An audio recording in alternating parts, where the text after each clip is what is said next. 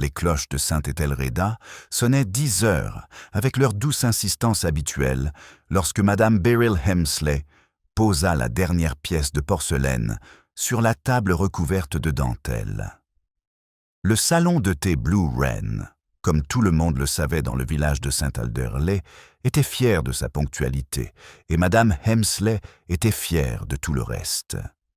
Les tasses étaient fines, la théière fraîchement réchauffée, le gâteau éponge coupé avec une précision chirurgicale. Dehors, l'air de juin avait cette douceur particulière à l'Angleterre qui suggérait que rien au monde n'allait mal, ni ne pourrait jamais aller mal. Le bruit qui troubla cette sérénité n'avait rien de dramatique. C'était un petit bruit, un cliquetis incertain, comme si une cuillère avait glissé de doigts négligents et avait heurté le sol carrelé. Il provenait du salon arrière, où Madame Hemsley tenait sa comptabilité et gardait sa bouilloire personnelle. Mademoiselle Marple, assise près de la fenêtre, son tricot soigneusement plié sur ses genoux, fut la première à remarquer que le cliquetis était suivi d'un silence inquiétant. Le Blue Wren se remplissait déjà. Madame Grant, de la Poste, avait pris sa place habituelle près de la porte, son sac à main posé bien en évidence à ses pieds, comme pour garder le seuil.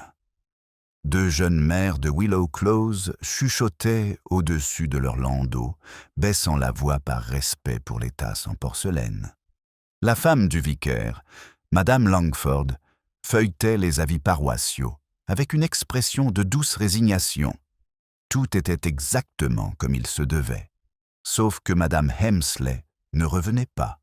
Les yeux bleu pâle et faussement doux de Mademoiselle Marple se posèrent sur la porte du salon arrière. Elle ne se leva pas. Elle ne parla pas. Elle attendit simplement, comme on attend quand quelque chose de familier a légèrement déraillé. Au bout d'1 minute, Madame Grant s'éclaircit la gorge. « Beryl est généralement déjà revenue à cette heure-ci », remarqua-t-elle sans méchanceté. Elle a toujours détesté laisser mijoter la marmite.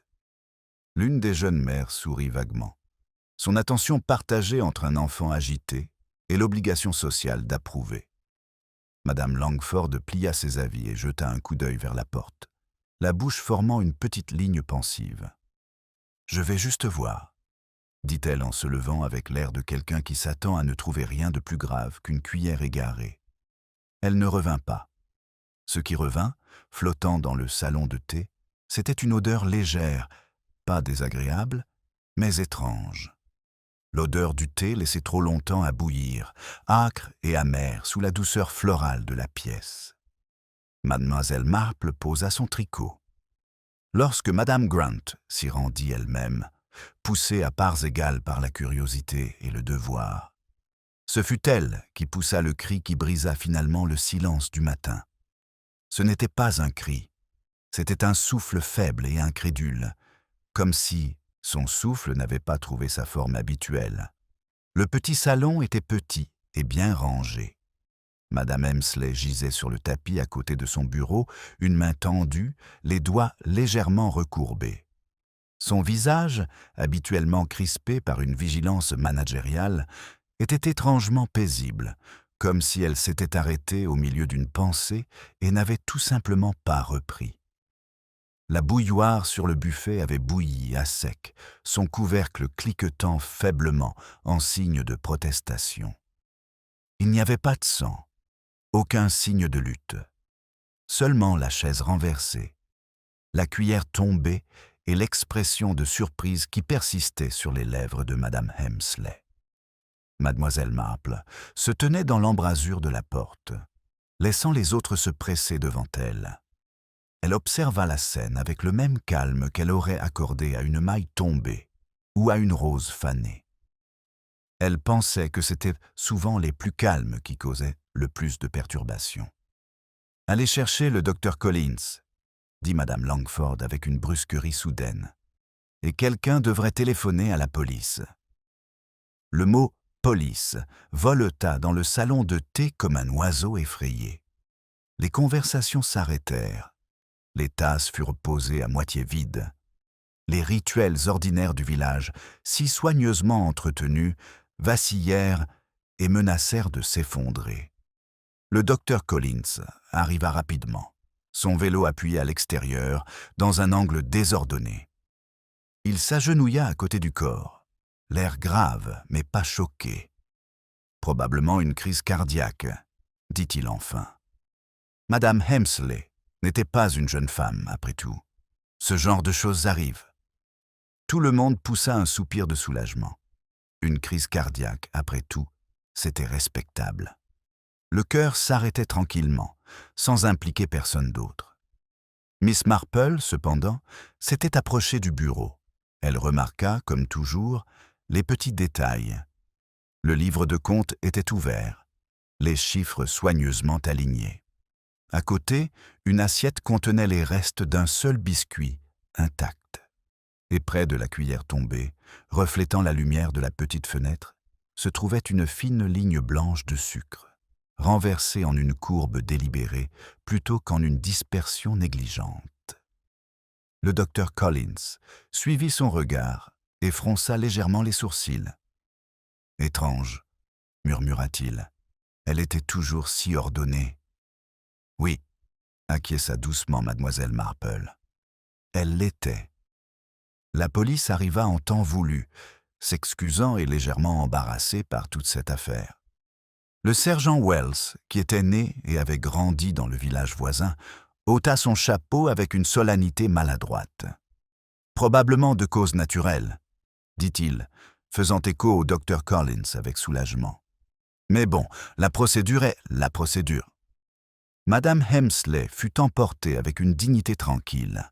Le salon de thé fut fermé avec des excuses murmurées et la promesse de rouvrir bientôt. Dehors, les villageois se rassemblèrent en petits groupes respectueux. Les nouvelles circulent vite dans des endroits comme Saint-Alderley, mais jamais sans être embellies. « C'est un choc, voilà tout », disait Madame Grant à tous ceux qui voulaient bien l'écouter. Beryl était en pleine forme, elle marchait partout. Elle ne touchait jamais à rien de plus fort qu'un thé léger. « Voilà, » dit M. Harris, le boucher, en hochant la tête d'un air sage. « C'est ça. Le thé, c'est du poison, si vous voulez mon avis. » Les spéculations fleurissaient comme un jardin laissé à l'abandon. Quelqu'un mentionna l'argent. Madame Hemsley avait toujours été avare. Quelqu'un d'autre se souvint d'un désaccord concernant le bail du salon de thé. Un troisième parla à voix basse d'une lettre que Madame Hemsley avait reçue la semaine précédente, le visage crispé pendant qu'elle la lisait. Mademoiselle Marple écouta. Plus tard dans l'après-midi, elle s'assit dans son petit jardin, les bruits du village flottant au-dessus des haies. Le motif de la matinée, le sucre renversé en un arc soigné, revint à son esprit. Le sucre, songea-t-elle, était une chose curieuse.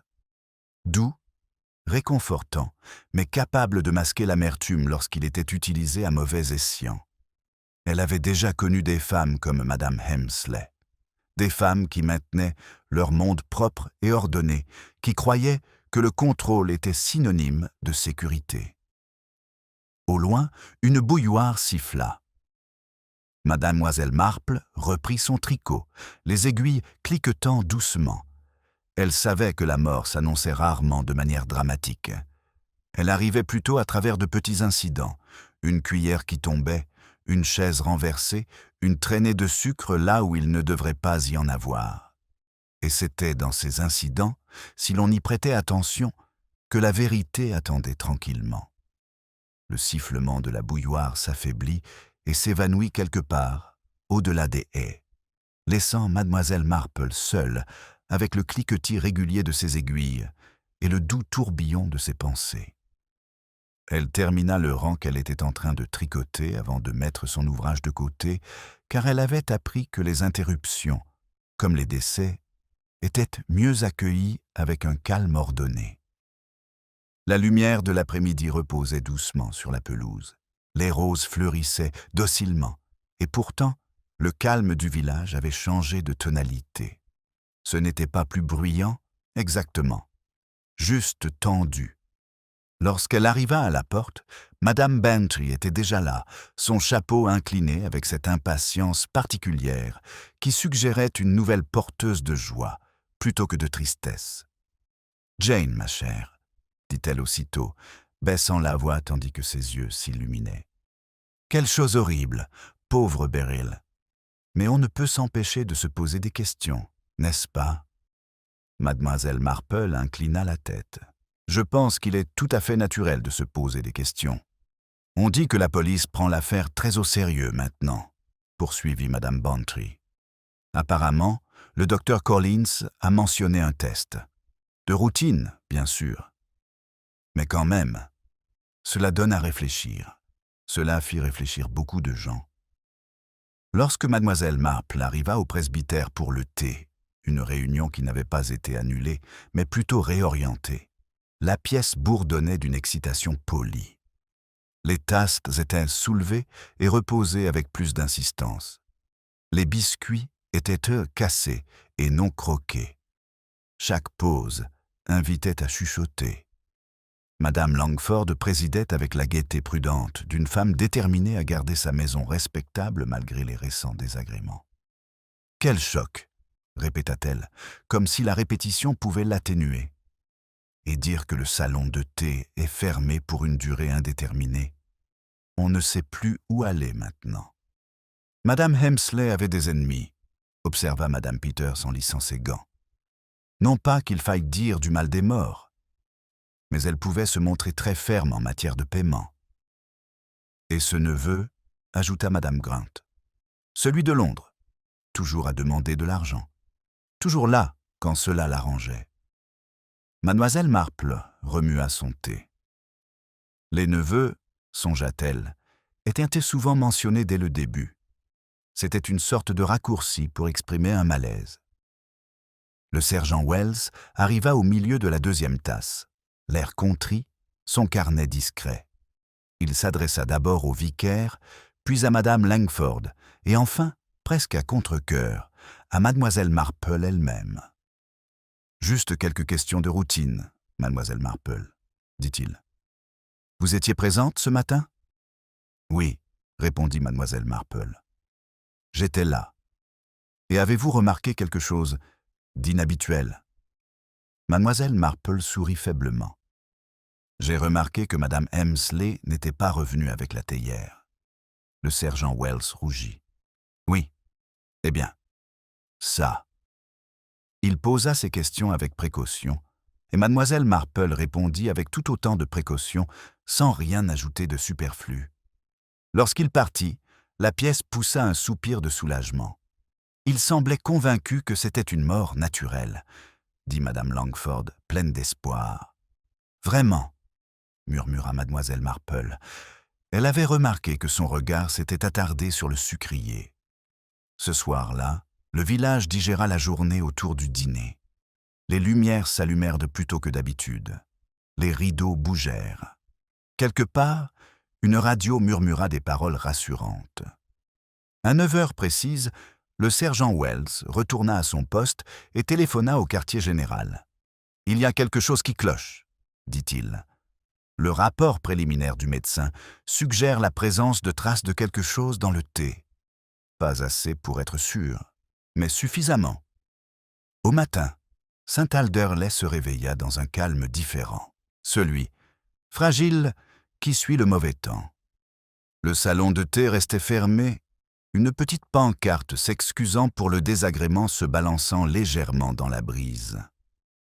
Les gens s'arrêtèrent devant, puis continuaient leur chemin, le pas plus rapide. Mademoiselle Marple rencontra le neveu de Madame Hemsley à la poste. Léonard Hemsley était plus mince qu'elle ne l'avait imaginé. Son charme s'était quelque peu émoussé.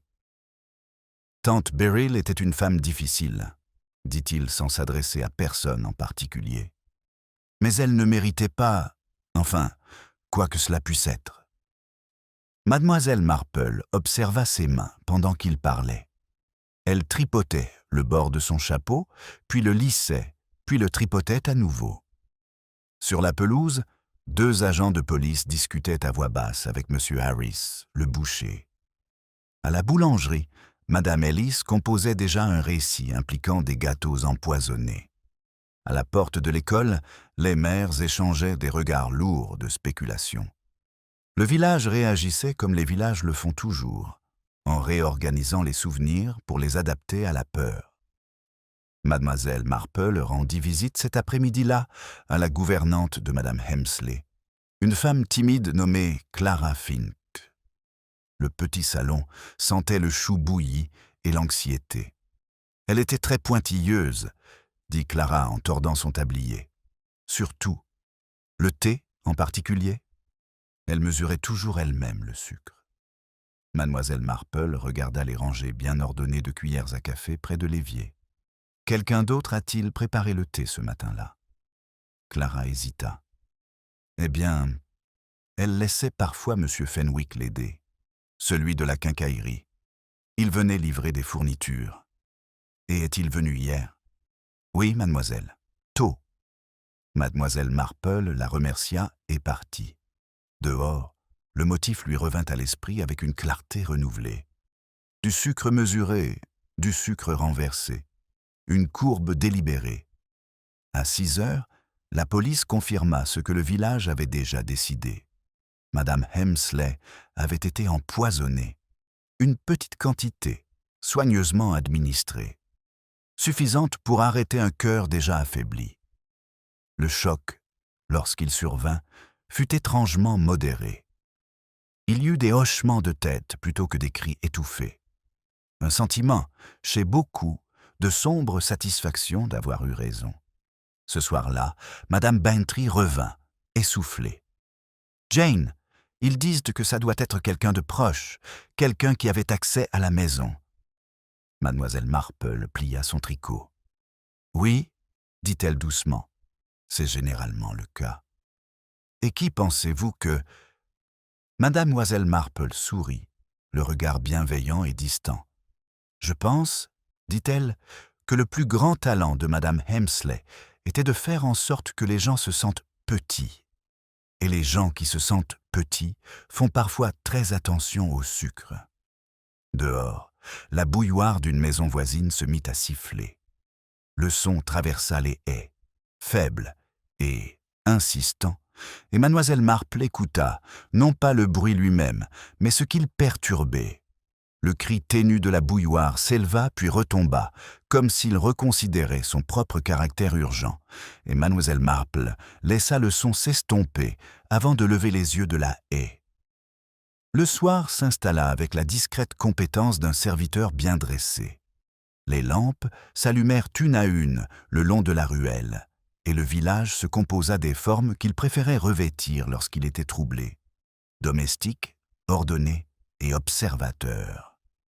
Au matin, la police avait trouvé son rythme. C'était un rythme doux, adapté à Saint-Alderley, mais il avançait avec détermination. Le sergent Wells arpentait la rue principale, son carnet à la main, signe à la fois d'autorité et de réconfort. Il parlait à des gens qu'il connaissait depuis son enfance et à des étrangers qui avaient rapidement appris à paraître ordinaires.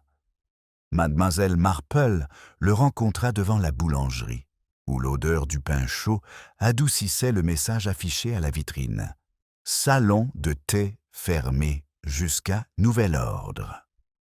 Elle s'arrêta pour le lire, comme si les mots pouvaient changer si on leur prêtait attention. « Bonjour, mademoiselle Marple, » dit le sergent. « Puis-je vous parler ?»« Bien sûr, » répondit-elle. « C'est une si belle matinée. On ne s'attend pas à des choses horribles par un temps pareil. » Il sourit, puis redevint sérieux. « Nous menons l'enquête. Nous cherchons à savoir qui avait accès au thé de Madame Hemsley. Il semble que le sucre ait été utilisé comme moyen de livraison. »« Le sucre est très pratique, » dit mademoiselle Marple. « On le considère si facilement comme acquis. » Il acquiesça, encouragé. « Exactement. Et nous avons déjà un nom. Monsieur Fenwick de la quincaillerie. Il admet avoir préparé le thé hier matin. Il dit que Madame Hemsley le lui a demandé, car elle était occupée à faire sa comptabilité. Le faisait-elle souvent? D'après la gouvernante, oui. Elle lui faisait confiance. La confiance, réfléchit mademoiselle Marple, n'était pas une chose que des femmes comme madame Hemsley accordaient à la légère. Elle était accordée par petites doses, comme le sucre lui-même, mesuré et surveillé.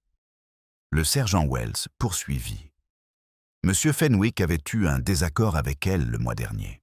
À propos d'une facture, elle l'avait accusé de lui avoir fait payer trop cher. Les accusations, dit doucement mademoiselle Marple, sont une forme de divertissement pour certaines personnes. Il hésita, puis se pencha vers elle. Nous avons trouvé des traces de cette substance dans son magasin. Du poison à rat, assez courant. Mais quand même. En effet, dit mademoiselle Marple, très courant.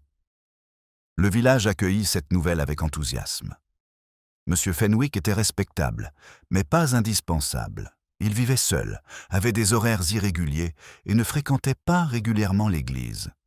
Ce n'étaient pas des crimes, mais cela pouvait servir. Chez le boucher, Monsieur Harris baissa la voix. J'ai toujours pensé qu'il y avait quelque chose qui clochait chez lui. Il était du genre taciturne. On ne sait jamais. À la poste, Madame Grant acquiesça d'un air décidé.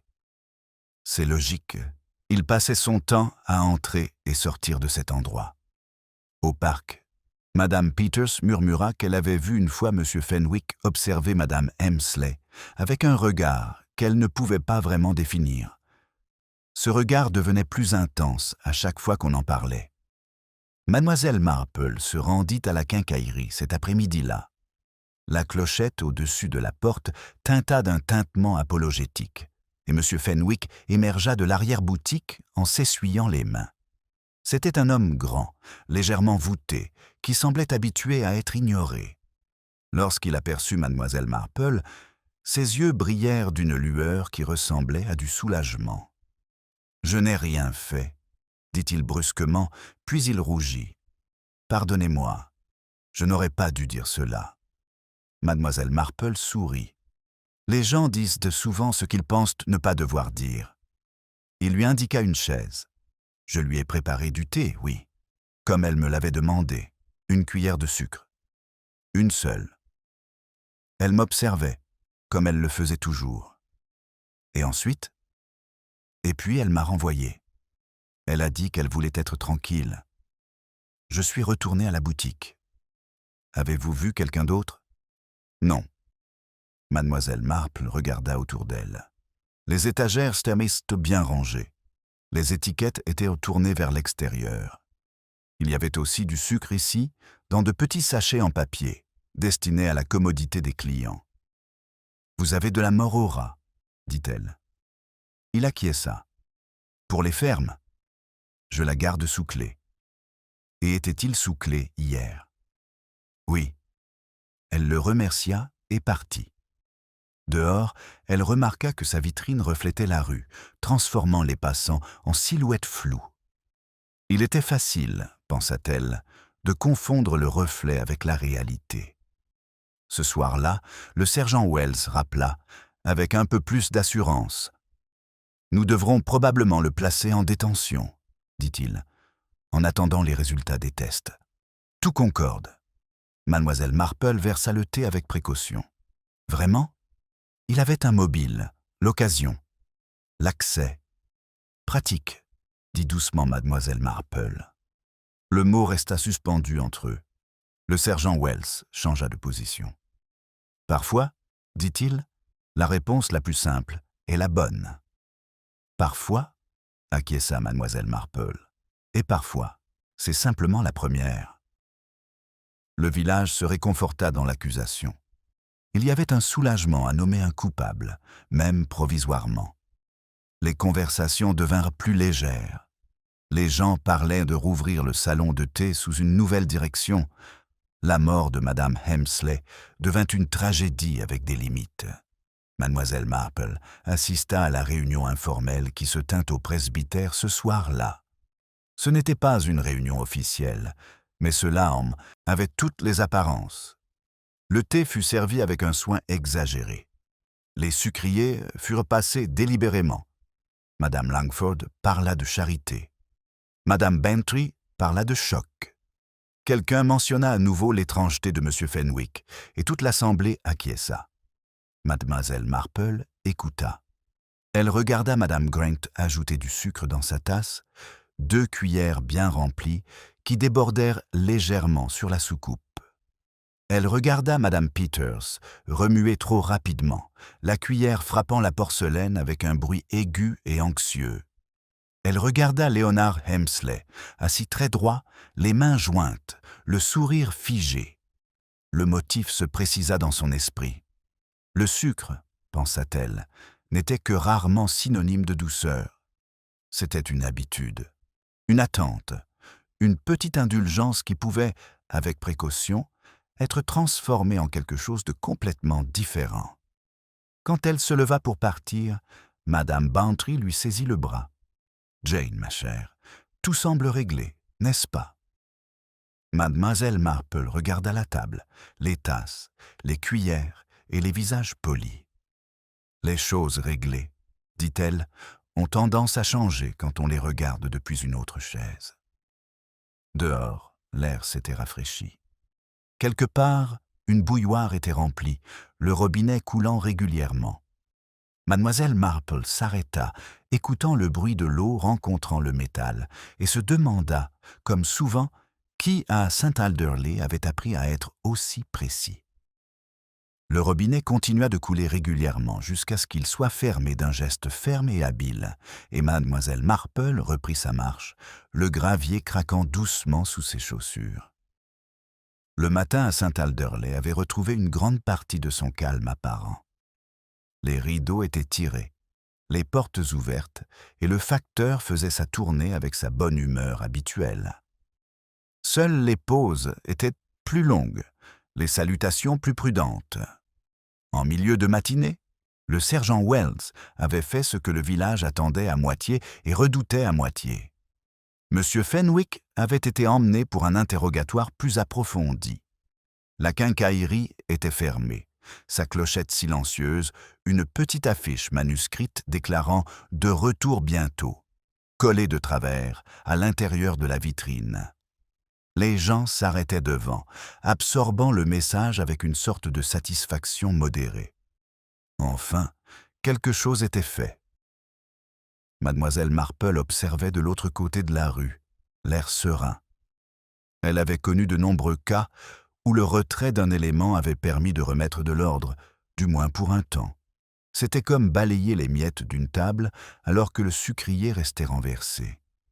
Elle rendit visite à Madame Grant cet après-midi-là, sous le prétexte agréable de lui rendre une tasse à thé empruntée quelques semaines auparavant. La poste sentait l'encre et le papier, ce qui était rassurant et officiel. « Je suppose que ce doit être M. Fenwick, » dit Madame Grant, sans attendre qu'on lui pose la question. Pauvre homme, mais quand même, on ne connaît jamais vraiment les gens, n'est-ce pas? Mademoiselle Marple sourit. Rarement. Mais parfois, on sait comment il se comporte. Madame Grant se pencha vers elle. Il était toujours si prudent avec les objets. Tout était à sa place. Ça donne à réfléchir. Vraiment? Dit doucement Mademoiselle Marple. Je trouve que les gens qui sont prudents avec les objets ne sont pas toujours négligents avec les personnes. Madame Grant cligna des yeux, puis rit un peu trop vite. Eh bien, la police semble convaincue. Mademoiselle Marple rentra chez elle avec un petit sentiment de malaise persistant. Cela n'avait rien à voir avec M. Fenwick lui-même. C'était plutôt la façon dont le village s'était laissé aller à la certitude. La certitude, comme elle l'avait longtemps observé, était souvent l'ennemi de la vérité. Ce soir-là, Léonard Hemsley arriva à l'improviste à sa porte. Il avait l'air tiré. Sa cravate était défaite, son attitude était enthousiaste d'une manière qui ne lui allait pas bien. « Mademoiselle Marple, » dit-il avec un sourire étudié, « j'ai pensé que vous aimeriez savoir que je retourne à Londres demain. Il n'y a vraiment aucune raison de rester. »« Vraiment ?» dit-elle en ouvrant le portail. Il la suivit dans le jardin, jetant des regards autour de lui comme pour en mesurer le calme. Tout cela est terriblement bouleversant, poursuivit-il. Tante Beryl et moi, eh bien, nous n'étions pas proches, mais elle faisait partie de la famille. Et ses affaires, demanda mademoiselle Marple d'un ton léger. Sont-elles en ordre? Il hésita. En grande partie. Elle était minutieuse. Oui, dit mademoiselle Marple. Elle l'était. Ils parlèrent encore quelques minutes des arrangements, des avocats et des inconvénients d'un retard. Lorsqu'il partit, mademoiselle Marple remarqua qu'il n'avait pas une seule fois mentionné la tristesse, seulement le soulagement. Cette nuit-là, elle resta éveillée, écoutant les bruits familiers du village qui s'endormait, les portes qui se fermaient, le tintement lointain de la vaisselle, une bouilloire remplie et posée sur la cuisinière. Le motif revenait avec insistance. Le sucre n'était pas ajouté sans réfléchir par ceux qui le mesuraient. Le poison non plus. Le lendemain, une pluie douce et persistante s'abattit, accompagnée d'un changement subtil. Le docteur Collins frappa à la porte de mademoiselle Marple, l'air troublé. « Les tests, dit-il, sont peu concluants. »« En quoi ?» ?»« La quantité était très faible, mesurée avec précision. Suffisante pour arrêter un cœur affaibli, mais difficile à détecter. Cela complique les choses. » Mademoiselle Marple acquiesça. Les complications sont souvent instructives. Le sergent Wells arriva peu après, moins confiant. « Fenwick clame son innocence, dit-il, et rien ne permet de prouver qu'il a directement manipulé le poison. Sauf la commodité, dit mademoiselle Marple. Oui, admit-il, sauf cela. Au fil de la journée, l'image parfaite commença à se fissurer. Madame Finch se souvint que Madame Hemsley avait été inhabituellement secrète ce matin-là, insistant pour préparer elle-même son thé. Madame Peters mentionna, presque comme une réflexion après coup, qu'elle-même avait emprunté du sucre au salon de thé plus tôt dans la semaine. Léonard Hemsley retarda son départ, invoquant des questions juridiques. Le village murmura à nouveau, moins confortablement cette fois. Mademoiselle Marple passa devant le salon de thé fermé, en fin d'après-midi. L'enseigne sur la porte grinçait légèrement dans la brise humide.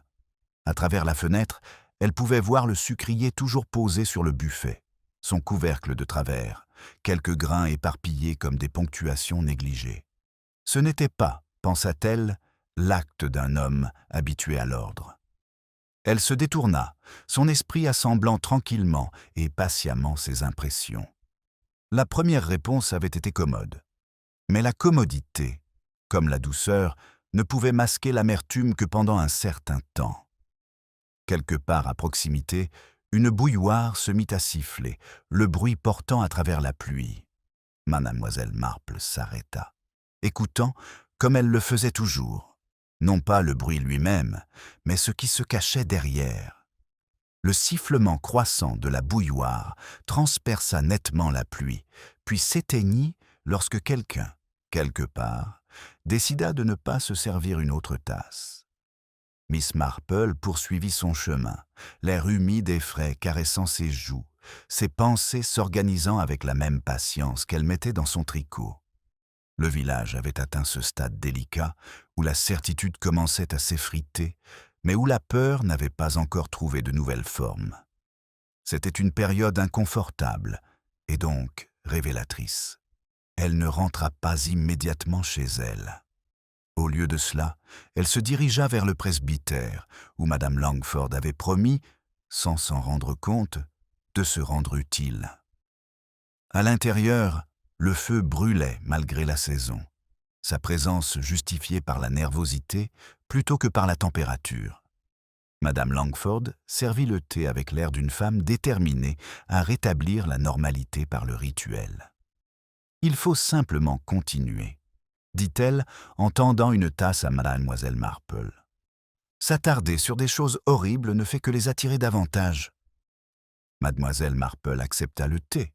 « Oui, même si parfois les choses horribles nous invitent à nous attarder. » Madame Langford sourit faiblement et tendit la main vers le sucrier. Il était différent de celui du Blue Wren, plus lourd, plus orné, mais le mouvement était le même.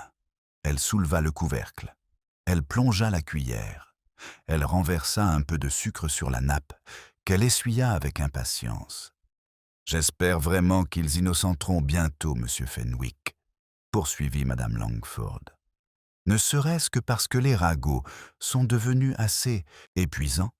Tout le monde semble penser que Madame Hemsley était au centre d'un terrible drame. »« N'était-ce pas le cas ?» demanda gentiment Mademoiselle Marple. « Eh bien, elle était difficile, c'est certain, mais les femmes difficiles ne sont généralement pas assassinées. » Mademoiselle Marple pensa aux mains soigneuses de Madame Hemsley, à ses yeux vigilants. « Parfois, dit-elle, la difficulté était confondue avec la sécurité. » Après le thé, elle se dirigea vers Willow Close, où Madame Peters vivait dans une jolie maison jumelée avec vue sur le parc. Madame Peters l'accueillit avec une chaleur nerveuse, lui offrant des biscuits qu'elle-même ne mangeait pas. « Je ne comprends pas pourquoi la police continue de poser des questions, » dit-elle en tournant son alliance entre ses doigts. « Tout était si simple au début. »« Vraiment, » dit Mademoiselle Marple. Madame Peters hésita. « Eh bien, Monsieur Fenwick a préparé le thé. Tout le monde le sait. »« Et pourtant, » dit Mademoiselle Marple en jetant un coup d'œil au comptoir de la cuisine, « vous conservez votre sucre dans une boîte plutôt que dans un bol. » Madame Peters suivit son regard, surprise. « Oui, je préfère ainsi. Ça le garde au sec. » Madame Hemsley préférait un bol, dit Mademoiselle Marple, avec un couvercle. Se plaignait-elle quand on le déplaçait? Madame Peters déglutit. Elle remarquait tout. « Oui, » acquiesça Mademoiselle Marple. « C'est vrai. » C'était en fin d'après-midi lorsque le sergent Wells rappela, son carnet désormais plus usé, la voix plus basse. « Nous avons confirmé quelque chose, » dit-il. Le poison n'avait pas été mélangé au sucre au préalable. Il a été ajouté après coup, en très petite quantité. Il s'est dissous rapidement. « Dans la tasse ?» dit Mademoiselle Marple. « Oui. Et qui a versé le thé ?» Il fronça les sourcils. « C'est là le problème. Plusieurs personnes étaient présentes dans le salon de thé. Madame Grant, Madame Langford, Madame Peters, vous-même. » Mademoiselle Marple acquiesça. Mais une seule personne savait exactement quelle quantité de sucre Madame Hemsley prenait. Le sergent Wells la regarda d'un air perçant. Elle le mesurait toujours elle-même, n'est-ce pas? Oui. Une cuillère. Rase. Il referma lentement son carnet. Cela réduit les possibilités. Ce soir-là, le village retint à nouveau son souffle. L'attention se déplaça, non pas de manière spectaculaire, mais avec la subtilité d'un renversement de tendance. Les gens se souvenaient désormais différemment de petits moments. Madame Grant se rappela que Madame Hemsley semblait distraite ce matin-là. Madame Langford admit qu'elle-même avait servi le thé pendant que Madame Hemsley parlait avec quelqu'un à la porte. Madame Peters se souvint s'être tenue tout près du comptoir, la main posée sur le rebord. Mademoiselle Marple était assise tranquillement dans son jardin alors que le crépuscule tombait, laissant monter le parfum de la terre humide. Le sucre, réfléchit-elle, était une habitude. Et les habitudes, une fois connues, étaient faciles à exploiter, mais seulement par ceux qui observaient attentivement et se souciaient suffisamment d'être précis. Elle se leva enfin et rentra à l'intérieur, mettant de l'eau à bouillir. Pendant que la bouilloire chauffait, elle sortit son tricot, ses doigts bougeant automatiquement. Le motif s'était à nouveau précisé, sa douceur désormais teintée d'autre chose. Madame Hemsley, pensa-t-elle, n'avait pas été tuée par négligence, mais par familiarité. Et la familiarité, dans un village, était une chose bien plus dangereuse. La bouilloire se mit à siffler. La bouilloire siffla jusqu'à se taire, et Mademoiselle Marple éteignit le gaz d'une main experte, ses pensées déjà tournées vers l'avenir. Elle sentait que le village avait atteint un point de tension. Trop de petits faits s'accumulaient, trop de voix polies masquaient un malaise. Quelque chose allait bientôt se produire. C'était toujours le cas. Le lendemain matin, Saint Alderley était en effervescence. Il y avait des courses à faire, des lettres à poster, des pelouses à tondre avec un soin particulier. Les tâches quotidiennes étaient accomplies avec une diligence presque exagérée, comme si le fait de se concentrer sur la routine pouvait empêcher de nouveaux troubles.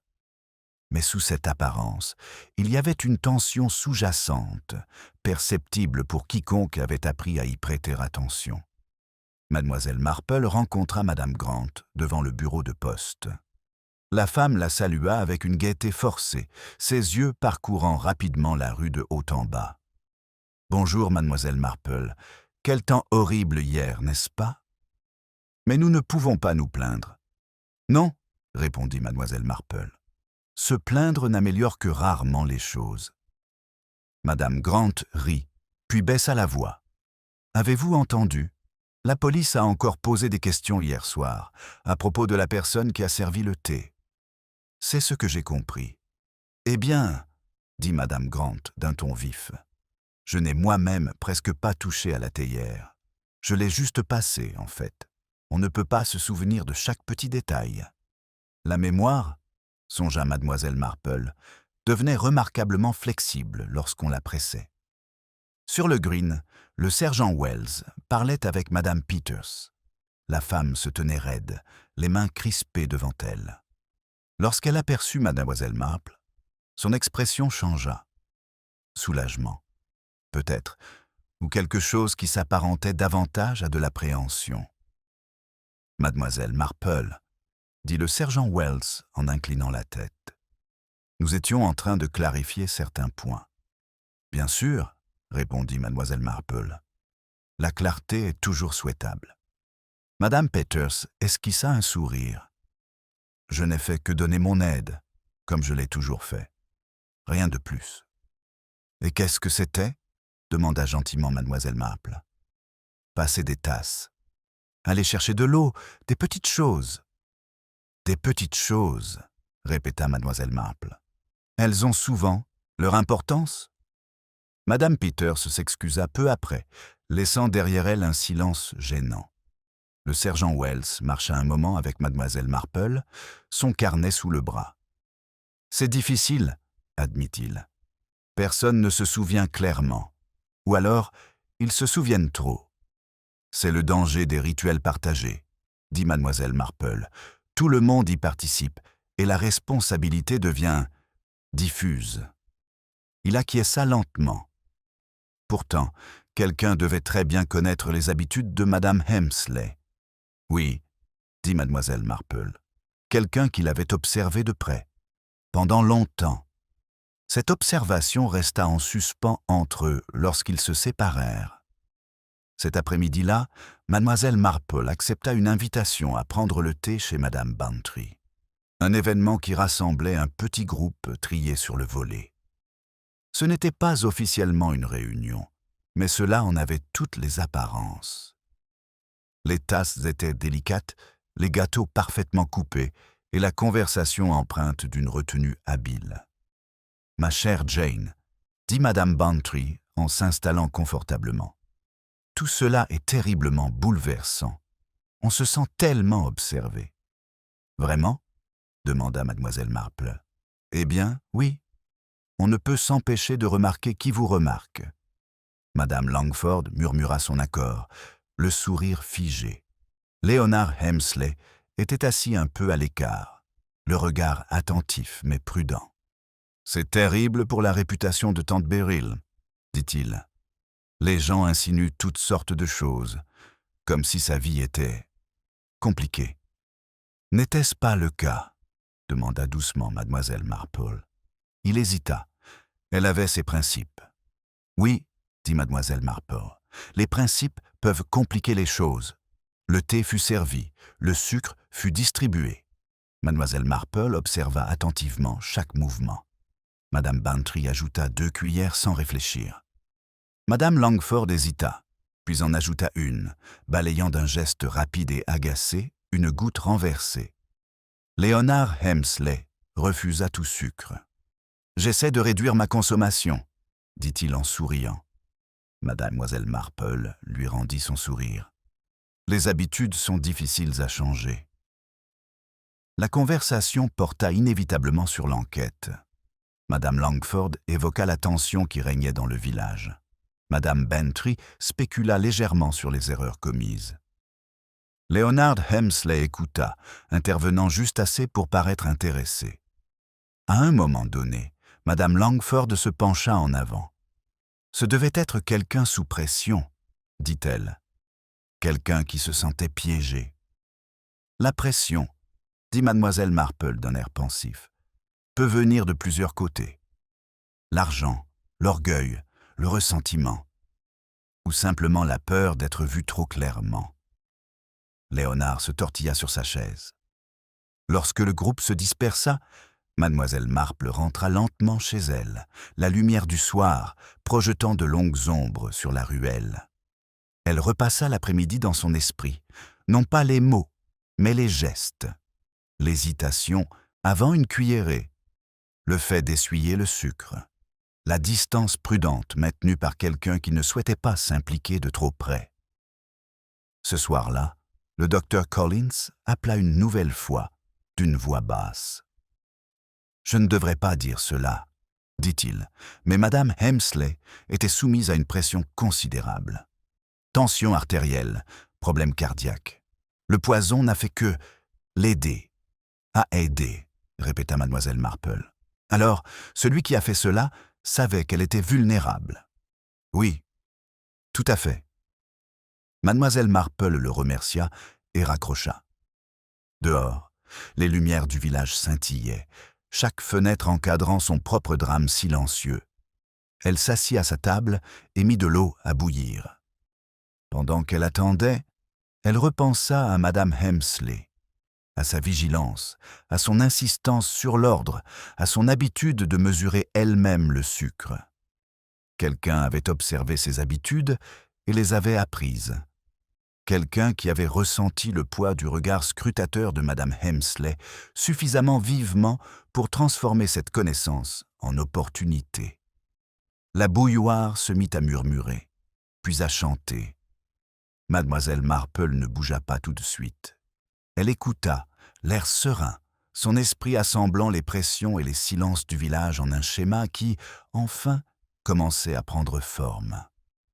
Le chant de la bouilloire s'intensifia, puis faiblit, avant de s'arrêter complètement, et Mademoiselle Marple tendit la main pour la retirer du feu avec un calme délibéré.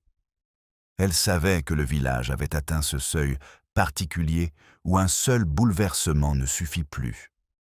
Les esprits s'étaient déjà trop facilement apaisés une fois, et la nature, en particulier la nature humaine, permettait rarement à un tel confort de durer. Un deuxième choc était nécessaire. Il arriva avant la fin de l'après-midi. La pluie revint par rafales brèves et instables, obligeant les gens à rentrer chez eux et à tirer les rideaux plus tôt que d'habitude. Mademoiselle Marple était en train de terminer un déjeuner tranquille lorsque le téléphone sonna, sa sonnerie aiguë et insistante résonnant dans toute la pièce. « Mademoiselle Marple ?» La voix du sergent Wells était tendue. « Je crains qu'il y ait eu un nouveau développement. » Elle écouta sans interrompre, le visage impassible, mais le regard légèrement aiguisé. « Oui, » dit-elle enfin. « Je vois, j'arrive tout de suite. » Le trouble ne venait pas d'un décès, mais d'une découverte. Au salon de thé Blue Wren, encore fermé et dégageant une légère odeur de feuilles fanées et de cire, un agent de police effectuant une fouille de routine avait trouvé quelque chose qui avait été négligé lors du premier contrôle minutieux. Derrière le buffet, poussé vers l'arrière, où seule une personne familière avec la pièce aurait pensé à regarder, se trouvait une petite enveloppe froissée et vide. Elle avait autrefois contenu des comprimés. Le sergent Wells se tenait au centre du salon de thé, son chapeau à la main, son assurance habituelle, ébranlée par l'incertitude. « Au début, nous ne savions pas quoi en penser, » dit-il. jusqu'à ce que le docteur Collins confirme que les comprimés correspondaient à la substance trouvée dans le thé de Madame Hemsley, prescrit à l'origine pour soigner une insuffisance cardiaque, mais pris en combinaison dangereux. « D'où venait-il » demanda mademoiselle Marple. « De la maison de Madame Hemsley, » répondit-il.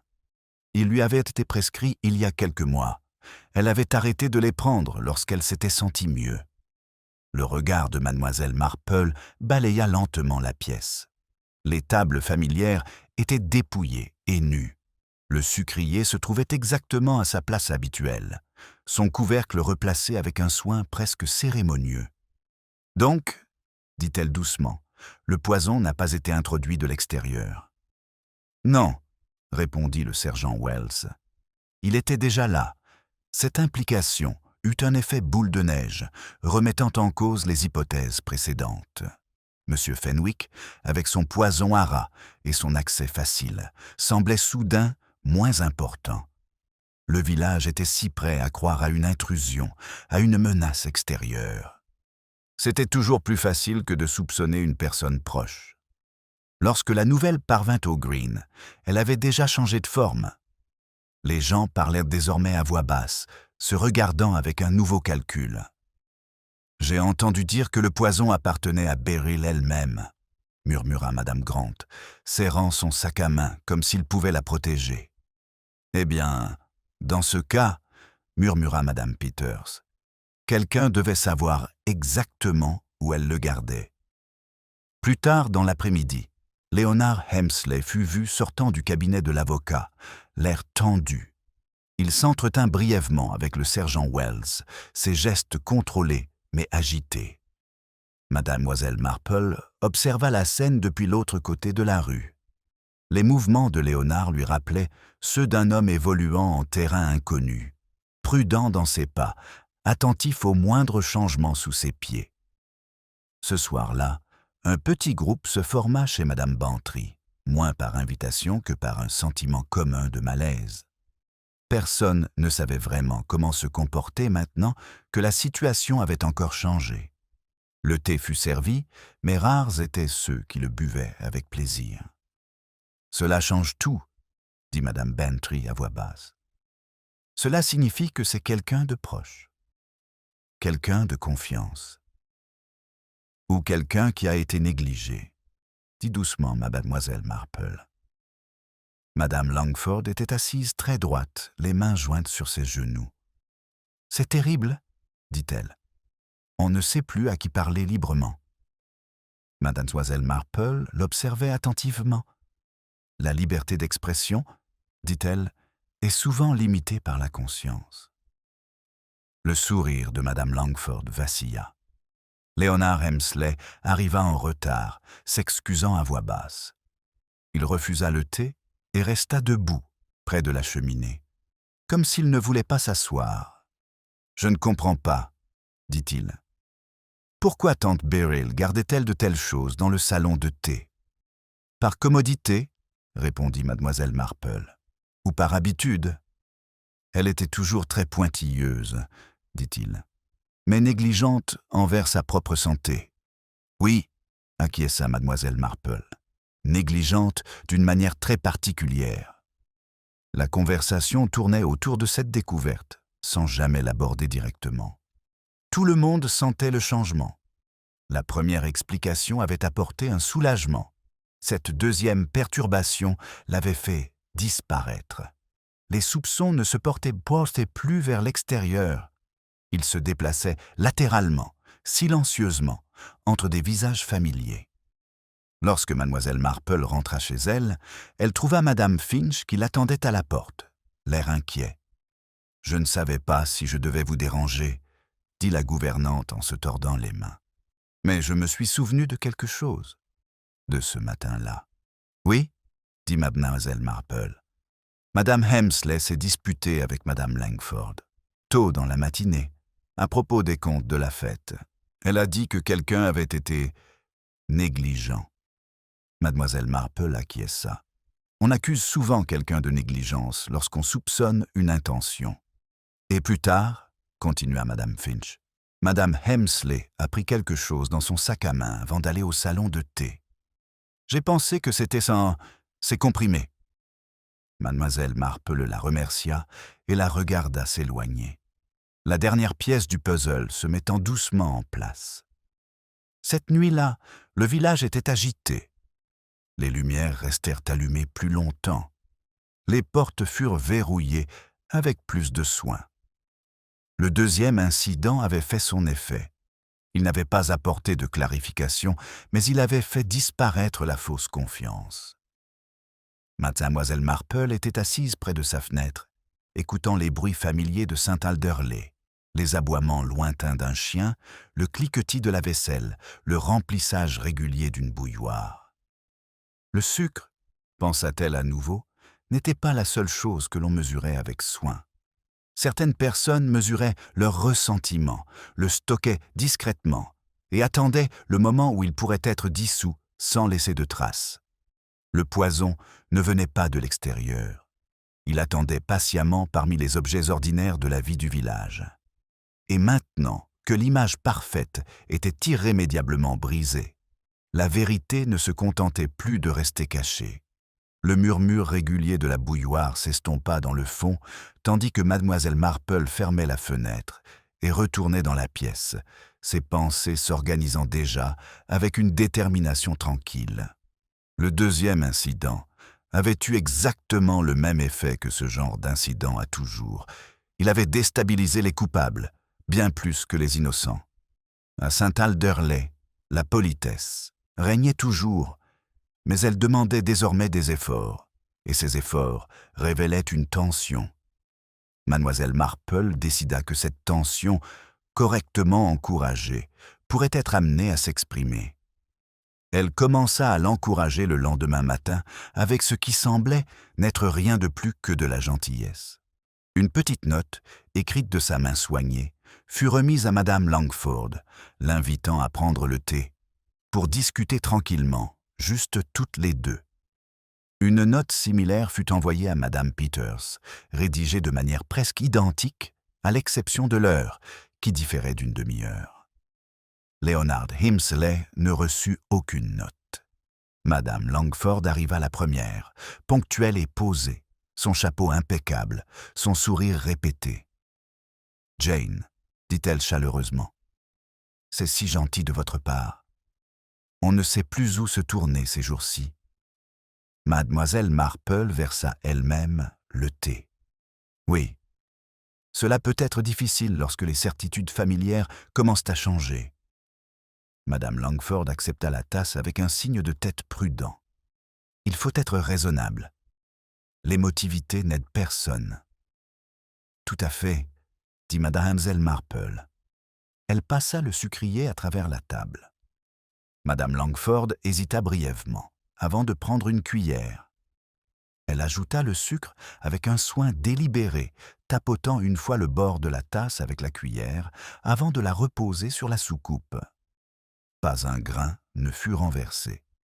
Elle était très pointilleuse sur le sucre, Madame Hemsley, remarqua mademoiselle Marple avec désinvolture. Madame Langford sourit. Certaines femmes le sont. Le contrôle les rassure. Vraiment ? Demanda mademoiselle Marple. Ou cela leur donne-t-il un moyen de pression ? Les yeux de madame Langford clignèrent. Je ne comprends pas bien ce que vous voulez dire. Ah, je pense au compte de la fête, dit doucement mademoiselle Marple. C'est une affaire si délicate. Les chiffres peuvent être très révélateurs. Le sourire s'estompa. Beryl avait des opinions. Elle pensait que quelqu'un avait été négligent. Négligent, répéta mademoiselle Marple. Ou malhonnête ? Madame Langford posa sa tasse avec plus de fermeté que nécessaire. Je n'apprécie pas cette insinuation. Je n'ai rien insinué, dit doucement mademoiselle Marple.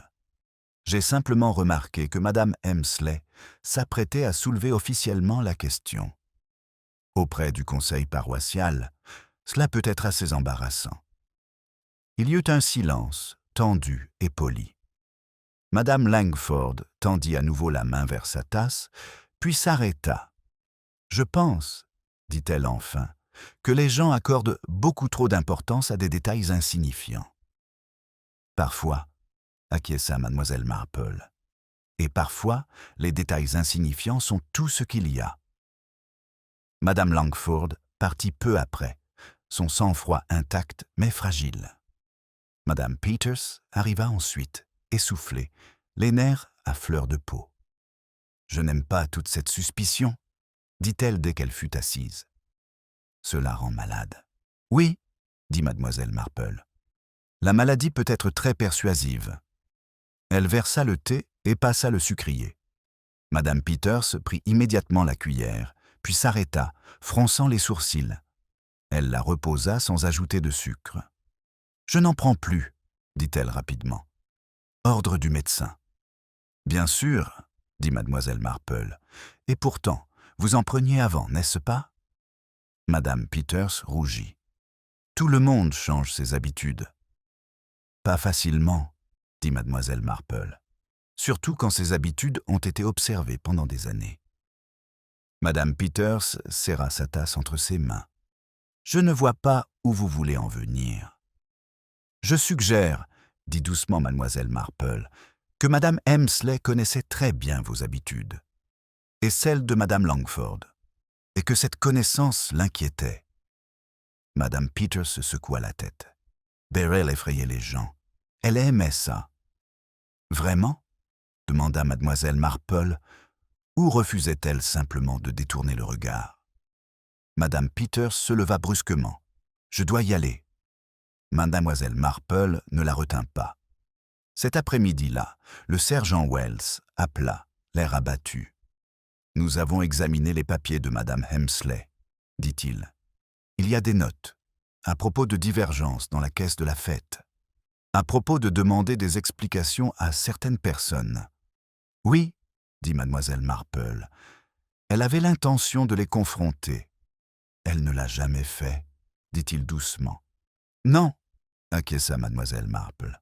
« On l'en a empêché. » Le piège se resserra encore davantage ce soir-là, même si peu de gens s'en rendirent compte. Mademoiselle Marple assista à une petite réunion au parc, où la conversation dériva, comme toujours, vers l'affaire. Léonard Hemsley parla avec des involtures de vendre le salon de thé. Madame Langford parla de déménager. Madame Peters parla très peu.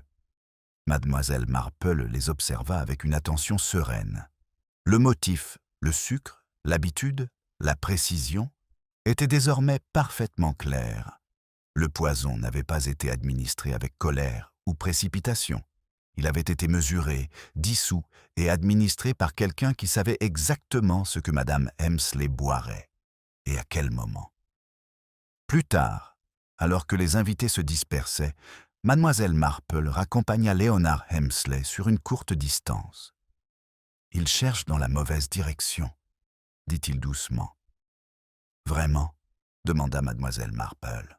« Oui, il devrait se tourner vers les femmes. Toute cette jalousie, toute cette rancœur. » Mademoiselle Marple sourit faiblement. « Les femmes sont très capables de rancœur, » dit-elle, « mais aussi de précision. » Léonard lui lança un regard perçant. « Que voulez-vous dire par là ?»« Je veux dire, » répondit mademoiselle Marple, « que la précision s'apprend, avec le temps, en observant. » Il ne dit rien de plus. Cette nuit-là, mademoiselle Marple s'assit une fois de plus près de sa fenêtre. Le village était calme, mais il n'était pas en repos. Quelque part, une bouilloire était remplie, le robinet coulant avec une modération prudente. Elle imagina le mouvement d'une cuillère dans le sucre, la main experte, la mesure exacte. Le piège était subtil. Il devait toujours l'être. Les gens se dévoilaient mieux lorsqu'ils se croyaient réconfortés et non acculés. Et quelqu'un à Saint-Alderley était sur le point de réaliser que sa précision minutieuse avait enfin été remarquée. Le robinet fut fermé d'un geste prudent et la bouilloire, remplie jusqu'à son niveau habituel, fut mise de côté pour attendre. Mademoiselle Marple remarqua le bruit sans bouger de sa chaise. Au fil des jours, c'était devenu une ponctuation fiable de la pensée. l'eau mesurée, la chaleur appliquée, le temps accordé. Une fois formés, les schémas abandonnèrent rarement leur créateur. Saint Alderley était devenu plus calme, mais ce n'était pas le calme de la paix. C'était le silence de personnes à l'affût du moindre bruit suspect, du coup inattendu à la porte, du mot prononcé trop clairement. Les visages conservaient leurs expressions un peu plus longtemps que d'habitude. Les sourires étaient affichés et effacés avec précaution. Le village rassemblait ses vérités sans vraiment s'en rendre compte. Miss Marple passa la matinée à se promener. Un circuit tranquille qui la conduisit devant le presbytère, le parc et enfin le salon de thé fermé. Elle s'y arrêta, comme elle le faisait souvent, laissant son regard vagabonder sur la vitrine, l'enseigne soignée, l'intérieur dépouillé de toute vie. Le sucrier était toujours posé sur le buffet, placé avec précision, comme s'il attendait une main qui ne reviendrait jamais le réclamer. Le sergent Wells la rejoignit, sans s'annoncer mais sans être indésirable. « Je me demandais si je vous trouverais ici, » dit-il. « Il semble que vous remarquiez certaines choses. »« Seulement celles qui insistent pour être remarquées, » répondit mademoiselle Marple. Il hésita, puis continua. « Nous avons reconstitué une séquence.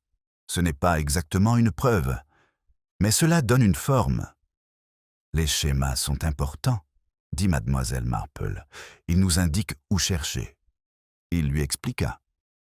Madame Hemsley avait découvert des irrégularités dans les comptes de la fête, d'abord minimes, puis indéniables. Elle avait confronté Madame Langford en privé et avait l'intention de soulever la question officiellement. Madame Peters, qui aidait à la collecte et à la comptabilité, aurait également été impliquée. Les deux femmes avaient une réputation à protéger, une vie bâtie sur une respectabilité soigneusement entretenue. « Et Leonard Hemsley ?» demanda mademoiselle Marple. « Il voulait de l'argent, » répondit le sergent Wells. Mais rien ne laisse penser qu'il connaissait les tablettes ou ses habitudes en détail. Il tire profit de sa mort, mais il ne connaissait pas ses habitudes. « Non, » dit mademoiselle Marple. « Il connaissait peut-être son caractère, mais pas ses rituels. » Le sergent Wells la regarda d'un air interrogateur. « C'est habitude ? Les choses que l'on fait sans y penser, » répondit mademoiselle Marple. « La cuillère de sucre. Son insistance à la mesurer elle-même. Son habitude de laisser sa tasse sans surveillance lorsqu'elle était interrompue. Oui, dit-il lentement. Madame Langford a admis avoir versé le thé ce matin-là. C'est vrai, acquiesça mademoiselle Marple. Mais verser le thé n'est pas la même chose que le préparer. Ils restèrent silencieux un instant, la salle de thé vide reflétant faiblement leur silhouette dans la vitre. « Cette enveloppe, » dit le sergent Wells. « Les comprimés. Quelqu'un les a retirés de son sac à main avant qu'elle ne s'assoie. Quelqu'un qui lui avait parlé ce matin-là. Quelqu'un en qui elle avait confiance, » dit mademoiselle Marple. « Au moins suffisamment pour être imprudente. » Il expira. « Il nous faut encore quelque chose pour étayer notre théorie. »« La vérité, » dit doucement mademoiselle Marple, « s'impose d'elle-même lorsqu'on lui laisse le temps de s'installer. » Cet après-midi-là, elle rendit une nouvelle fois visite à madame Langford, sous prétexte de lui rendre un livre. La maison était impeccable, l'air légèrement parfumé par un produit d'entretien et une fragrance florale. Madame Langford l'accueillit avec un sourire qui n'atteignait pas tout à fait ses yeux. « J'espère que cette terrible affaire sera bientôt derrière nous, » dit-elle. « Oui, » répondit mademoiselle Marple, « c'est derrière nous que ce genre de choses doit rester. » Au début, elles parlèrent de choses insignifiantes. Du temps, de la prochaine réunion paroissiale, de la difficulté d'avancer quand on se sent observé. « C'est tellement stressant, » dit madame Langford en serrant les doigts. « On n'ose presque plus parler librement. »« La liberté, » dit mademoiselle Marple, « est souvent très limitée par les secrets. » Madame Langford se raidit. « Je n'ai rien à cacher. »« Bien sûr, » dit mademoiselle Marple d'un ton doux. « Et pourtant, Madame Hemsley pensait le contraire. Elle s'apprêtait à présenter ses conclusions. Publiquement. La voix de Madame Langford se fit plus aiguë. Elle se trompait. Vraiment ? Demanda Mademoiselle Marple. Ou était-elle simplement en avance ? Le silence qui suivit était éloquent. Madame Langford se leva brusquement et se dirigea vers le buffet, comme pour se stabiliser. Mademoiselle Marple remarqua le sucrier qui s'y trouvait, orné, lourd, intact. « Vous savez, » continua Mademoiselle Marple d'un ton doux, « Madame Hemsley croyait que des habitudes prudentes garantissaient la sécurité.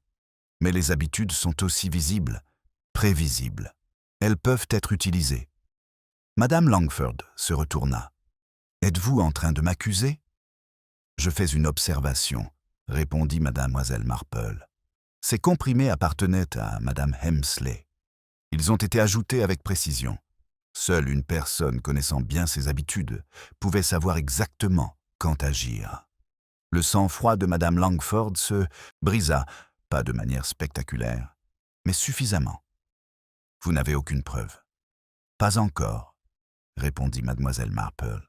« Mais j'ai compris. » Elle partit peu après, son objectif atteint. La compréhension avait tendance à se répandre, en particulier lorsqu'elle était partagée discrètement avec les bonnes personnes. Dans la soirée, le sergent Wells avait de nouveau parlé à Madame Peters. L'anxiété de la femme était devenue palpable, ses réponses incohérentes. Elle admit alors avoir emprunté du sucre au salon de thé ce matin-là et s'être retrouvée seule, brièvement près du comptoir. Elle nia tout le reste. « Les gens disent la vérité par morceaux », observa Mademoiselle Marple plus tard, lorsque le sergent Wells lui rapporta cela. « Les morceaux s'assemblent quand on cesse de les réarranger. » Le dénouement final arriva tardivement, comme Mademoiselle Marple s'y attendait. Madame Langford demanda à voir le sergent Wells en privé. Sa confession ne fut pas dramatique. Elle fut prononcée avec une diction soignée, présentée comme une nécessité plutôt que comme une malveillance. « Elle voulait nous ruiner, » dit Madame Langford.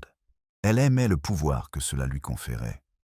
Je voulais seulement lui faire peur, la rendre suffisamment malade pour la retarder. « Mais vous avez mesuré la dose, » dit le sergent Wells. « Exactement. »« Oui, » dit-elle. « Je l'ai observé pendant des années. Je savais. » Madame Peters confirma sous la pression, admettant avoir participé à la dissimulation des comprimés par la suite. Léonard Hemsley fut innocenté. Son soulagement était sincère et peu édifiant. Le village absorba la vérité avec le même soin rituel qu'il avait appliqué au thé. Le choc s'adoucit pour laisser place à l'acceptation. La respectabilité se réorganisa pour s'accommoder de la culpabilité. Mademoiselle Marple rentra chez elle à la tombée de la nuit. Elle mit de l'eau à bouillir, même si elle n'avait pas l'intention de boire le thé. La bouilloire chauffait, le son familier, presque réconfortant. Madame Hemsley, pensa-t-elle, avait vécu par le contrôle et en était morte. Ses habitudes l'avaient protégée pendant des années, puis l'avaient trahie complètement. Lorsque la bouilloire siffla, Mademoiselle Marple l'éteignit immédiatement. Elle savait que certains sons ne devaient pas durer plus longtemps que nécessaire. La bouilloire se tut presque aussitôt, sa brève protestation coupée court par une main ferme et experte. Mademoiselle Marple resta un instant devant la cuisinière, écoutant le faible tic-tac du métal qui refroidissait avant de se détourner. Il ne restait plus grand-chose à faire maintenant. La vérité, une fois admise à haute voix, avait tendance à s'installer rapidement, comme du sucre fin se dissolvant dans du thé chaud. Saint-Alderley accueillit la nouvelle sans drame. Il n'y eut ni cri, ni scène publique. Le sergent Wells ne sonna pas aux portes et ne rassembla pas la foule. Se rendit plutôt discrètement chez Madame Langford, puis chez Madame Peters. Les deux femmes furent traitées avec courtoisie, comme il convenait à leur rang, et toutes deux furent escortées avec la même discrétion. Le soir venu, tout le village était au courant, Il le savait comme les villages le savent toujours, non pas par une annonce, mais par une absence. Les rideaux de Madame Langford restèrent tirés. La maison de Madame Peters resta plongée dans l'obscurité longtemps après le crépuscule. Sur la pelouse, les conversations s'interrompaient à l'approche de noms familiers, puis cessaient complètement lorsqu'ils ne se manifestaient pas. La respectabilité, si soigneusement cultivée, ne s'était pas effondrée. Elle avait simplement changé de camp, laissant derrière elle un vide. Mademoiselle Marple traversa le village en fin d'après-midi, saluant d'un signe de tête ceux qu'elle croisait. Les gens lui rendaient son salut avec une sorte de gratitude. Elle n'avait pas accusé, elle n'avait pas dénoncé, elle avait simplement laissé les événements se dérouler. Devant le salon de thé, le sergent Wells la rejoignit. Il semblait plus âgé qu'une semaine auparavant. « Tout était très précis, dit-il. Trop précis, quand on y pense. Elle a calculé la quantité en se basant sur les remarques précédentes du docteur Collins au sujet du cœur de Madame Hemsley. Assez pour l'affaiblir mortellement, mais pas assez pour que cela ressemble à un meurtre à première vue. « Oui, dit mademoiselle Marple. Madame Langford a toujours été très douée pour les calculs. Les comptes de la paroisse l'exigent. »« Et Madame Peters ?» demanda-t-il. « Elle avait peur, » répondit simplement mademoiselle Marple. « Peur du déshonneur. Elle a aidé après coup, pas avant. La dissimulation vient souvent de la peur plutôt que de la cruauté. » Le sergent Wells acquiesça. « Et Monsieur Fenwick ?»« Gênant, » répondit mademoiselle Marple. « C'est pourquoi il était utile au début. » Il soupira. « C'est terrible. Tout ça pour de l'argent. »« Pas pour de l'argent, » corrigea doucement mademoiselle Marple. Pour éviter d'être démasquée, Madame Hemsley allait parler franchement. Certaines personnes trouvaient la franchise insupportable. Ils restèrent debout en silence, le salon de thé vide derrière eux, le village bougeant prudemment à ses abords. Ce soir-là, mademoiselle Marple reçut une visite inattendue. Léonard Hemsley arriva à sa porte, l'air abattu, sa confiance d'autrefois ayant complètement disparu. « Je voulais vous remercier, » dit-il maladroitement, « pour avoir vu les choses clairement. »« La clarté est rarement confortable, » dit mademoiselle Marple en le faisant entrer. Il s'assit raide, les mains jointes. « Je pensais connaître ma tante, mais je ne la connaissais pas comme ça. Pas vraiment. »« Non, » dit mademoiselle Marple. Peu de gens la connaissaient. Elle n'invitait pas à la compréhension. Elle effrayait les gens, dit-il. Oui, acquiesça mademoiselle Marple. Mais la peur ne justifie pas le meurtre. Il acquiesça, le regard baissé. Je suppose que je pensais que si quelqu'un avait une raison... Une raison, dit doucement mademoiselle Marple, n'est pas la même chose que la capacité. Vouloir quelque chose est très différent de savoir exactement comment l'obtenir. Il partit peu après, le soulagement et la déception se mêlant à parts égales. Plus tard encore, le docteur Collins passa brièvement, la voix lourde de regrets professionnels. « Elle aurait pu vivre encore des années, » dit-il, « si on l'avait laissée tranquille. »« Oui, » dit mademoiselle Marple, « c'est souvent là que réside la tragédie. » Lorsque la nuit s'installa complètement sur Saint-Alderley, le village reprit ses rituels avec une diligence prudente. Les bouilloires furent remplis, les tasses à thé furent disposées, les sucriers s'ouvrirent et se refermèrent avec une nouvelle conscience. Les actes ordinaires de la vie n'avaient pas changé, mais la façon dont ils étaient considérés, oui.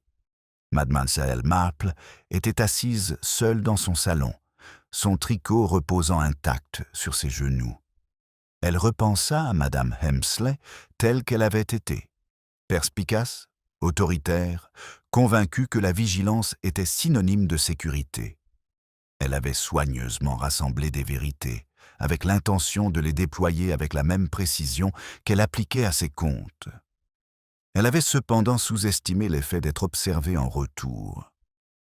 Le motif qui avait traversé toute l'affaire réapparut une dernière fois, désormais pleinement formé. Le sucre n'était pas seulement une douceur. C'était une attente, une habitude, la mesure invisible selon laquelle les gens organisèrent leur journée. Madame Langford connaissait intimement cette mesure. Elle savait exactement quelle quantité serait acceptée sans question. Le crime n'avait pas été commis dans un accès de rage ou de désespoir. Il avait été commis poliment, efficacement et avec une profonde familiarité. C'est ce qui le rendait si troublant, Miss Marple le savait. Elle se leva enfin et se rendit dans la cuisine, où elle remplit la bouilloire d'eau. Elle la posa sur la cuisinière, mais n'alluma pas le gaz. Certains rituels, pensait-elle, méritaient une pause. De sa fenêtre, elle pouvait voir les lumières du village, stables et tamisées. Saint Alderley s'en remettrait. Comme toujours, la respectabilité serait rétablie. Les noms seraient moins souvent prononcés. Les souvenirs s'estomperaient. Mais sous tout cela resterait une connaissance vague et durable, que le danger ne venait pas toujours de l'extérieur, et que les habitudes les plus insignifiantes et les plus douces pouvaient receler le mal le plus insidieux. Mademoiselle Marple éteignit la lumière et resta assise dans l'obscurité un moment, écoutant le village tranquille respirer. La bouilloire restait éteinte, son poids froid, reposant sur la cuisinière comme une pensée délibérément laissée en suspens. Mademoiselle Marple resta un moment de plus dans la cuisine, la main toujours sur la poignée, avant de se détourner. Il n'était plus nécessaire d'accomplir ce rituel familier. Le village avait atteint sa fin et elle savait qu'il valait mieux laisser les fins sans fioriture. Saint Alderley se réveilla le lendemain matin dans une douceur étrange. L'air était pur, la lumière douce et les oiseaux insouciants. C'était comme si le village lui-même avait décidé de tirer un voile sur les événements récents, non pas par déni, mais par acceptation. Les villages survivaient en reprenant leurs habitudes, légèrement modifiées. La maison de Madame Langford était silencieuse, ses rideaux immobiles. La porte de Madame Peters restait fermée, le jardin intact. Leur absence en disait plus long que les ragots n'avaient jamais pu le faire. Le vicaire annonça, en choisissant soigneusement ses mots, que des prières seraient dites pour toutes les personnes concernées, ce qui permit à l'assemblée de baisser la tête sans nommer précisément ce qui les accablait. Mademoiselle Marple se rendit à l'église comme d'habitude. Elle s'assit à sa place habituelle, les mains jointes, l'air serein. Quelques regards se posèrent sur elle, respectueux, reconnaissants et légèrement inquiets. Elle les accueillit tous avec le même sourire doux. Elle ne s'était pas placée au centre des événements. Elle était simplement présente lorsque le centre s'était révélé. Après le service, elle marcha lentement vers le parc. Les gens lui parlèrent de choses ordinaires. Du temps, des roses, de l'espoir que le salon de thé rouvre avant la fin de l'été. Personne ne parla de sucre. Le sergent Wells la trouva là, retirant son chapeau dans un geste qui était désormais habituel. « C'est fini », dit-il. « Les dépositions ont été recueillies. Les accusations ont été portées. Tout se déroulera dans le calme. »« Oui, » répondit mademoiselle Marple. « Le calme est préférable. » Il hésita. « Je voulais dire, j'ai appris quelque chose de tout cela. »« Vraiment ?» demanda-t-elle gentiment. Que rechercher la force et le drame peut faire perdre de vue la précision. Les crimes les plus minutieux ne ressemblent pas du tout à des crimes. Mademoiselle Marple acquiesça. Ils ressemblent à des habitudes. Il sourit faiblement, puis prit congé. Le salon de thé Blue Wren rouvrit 2 semaines plus tard sous une nouvelle direction. Les rideaux en dentelle avaient été lavés, les tables polies, le menu simplifié. Une petite plaque apparut discrètement près de la porte, rendant hommage aux années de service de Madame Hemsley au village. Elle ne disait rien de la façon dont ces années avaient pris fin. Mademoiselle Marple s'y rendit une fois, tôt, alors que la salle était calme. Elle s'assit près de la fenêtre, commanda un thé et regarda la jeune femme derrière le comptoir le servir avec une efficacité joyeuse. « Du sucre ?» demanda la jeune fille. « Non, merci », répondit Mademoiselle Marple. La jeune fille sourit et s'éloigna. Mademoiselle Marple remarqua que le sucrier avait été remplacé. Le nouveau était plus grand, plus lourd, et son couvercle s'ajustait mal. Il se renversait facilement lorsqu'on le déplaçait. Personne n'avait encore appris à le manier. C'était normal, pensa Mademoiselle Marple. Plus tard, dans l'après-midi, Léonard Hemsley partit enfin pour Londres. Il vint dire au revoir, d'un air sombre mais sincère. « Je vais vendre le salon de thé, » dit-il, « ou le laisser vendre. Je ne pense pas pouvoir supporter de le gérer moi-même. » Certains endroits, dit doucement Mademoiselle Marple, renferment trop de souvenirs. Il acquiesça. J'ai mal jugé ma tante. J'ai mal jugé tout le monde, en fait. Comme la plupart d'entre nous, dit Mademoiselle Marple. C'est plus charitable ainsi. Il la remercia à nouveau, bien qu'elle ne lui ait rien demandé, et partit avec un soulagement visible. Ce soir-là, Mademoiselle Marple s'assit une fois de plus dans son jardin. L'air était chaud et calme. Les bruits du village flottaient autour d'elle. Un rire lointain, une porte qui se fermait, le murmure d'une radio qui jouait doucement derrière des rideaux tirés. La vie ordinaire, qui reprenait ses droits. Elle repensa à Madame Hemsley, non pas avec sympathie, mais avec compréhension. Cette femme croyait au contrôle, à la précision, au pouvoir de connaître les faiblesses des autres.